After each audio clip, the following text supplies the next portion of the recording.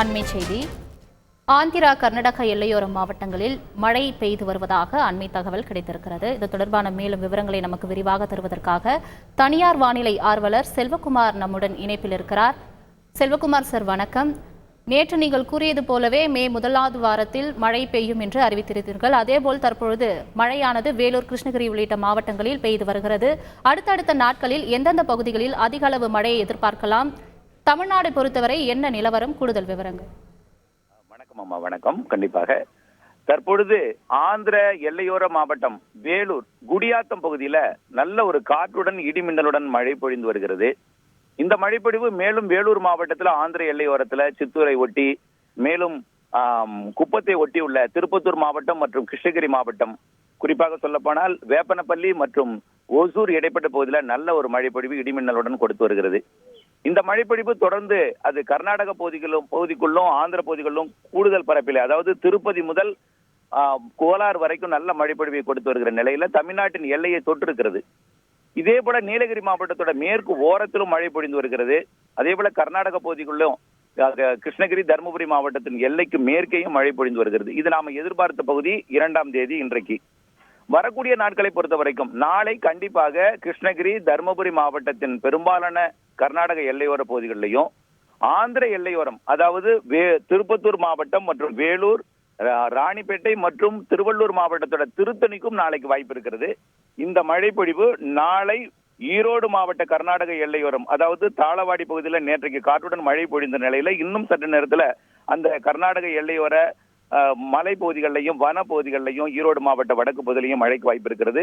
அந்த மழைப்பொழிவு அதே போல நீலகிரி மாவட்டத்தோட வடக்கு சரிவு, மாயாறு சரிவு பகுதிகளிலையும் மழைப்பொழிவு இருக்கிறது. இன்றைக்கு நாளை கேரள எல்லையோர பகுதிகளிலையும் கன்னியாகுமரி முதல் நீலகிரி வரைக்கும் உள்ள கேரள எல்லையோர பகுதிகளிலையும் நாளைக்கு மழை வாய்ப்பு கூடுதலாகும்.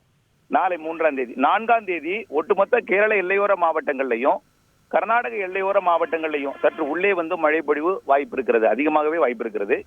இந்த வெப்பமானது இன்றைக்கு நேற்றைக்கெல்லாம் 111 டிகிரியை தாண்டி இருக்கிற நிலையில, 111 டிகிரி எட்டி இருக்கிற நிலையில இந்த வெப்பம் இன்றும் ஒரு 4-5 நாட்களுக்கு மட்டுமே இருக்கும். அதற்கு பிறகு மழை பொழிவானது படிப்படியாக உள்ளே வந்து மத்திய மாவட்டங்களுக்கு 6-7 தேதிகளில் கிடைத்துவிடும் என்பதனாலும், கடலோர மாவட்டங்களுக்கு 7ஆம் தேதி வந்து கிடைப்பதற்கு வாய்ப்பு இருக்கிற காரணத்தினால கீழடுக்கு சுழற்சி, இரு காற்று இணைவு மற்றும் பல்வேறு காரணங்களின் காரணமாக மாறி மாறி மழைப்பொழிவு முன்னேற்றம் அடைந்து கடலோர மாவட்டங்களுக்கு 8ஆம் தேதி அடைந்துவிடும். ஆகையினால இந்த இப்பொழுது இருக்கக்கூடிய இந்த ஆண்டின் இந்த கோடையின் இந்த மே மாதத்தின் அக்னியின் முதலில் தொடங்கி இருக்கக்கூடிய இந்த அதிகபட்ச உச்சபட்ச வெப்பநிலை தான் இந்த ஆண்டின் உச்சபட்ச வெப்பநிலையாக இருக்கும்.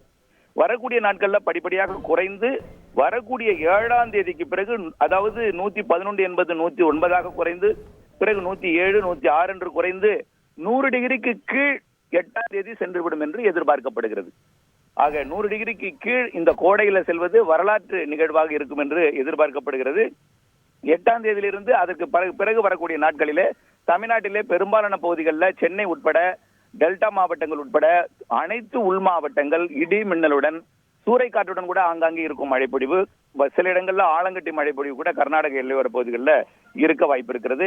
ஆகவே வெப்பம் தணிந்து மழைப்பொழிவை கொடுக்கக்கூடிய வித்தியாசமான இந்த ஆண்டு கோடை அக்னி நட்சத்திர காலம் அமையும் என்று எதிர்பார்க்கப்படுகிறது. இணைப்பில் வந்து பல்வேறு மழை தொடர்பான தகவலை தந்ததற்காக நன்றி செல்வகுமார். செய்திகளை உடனுக்குடன் தெரிந்து கொள்ள உடனே சப்ஸ்கிரைப் பண்ணுங்க.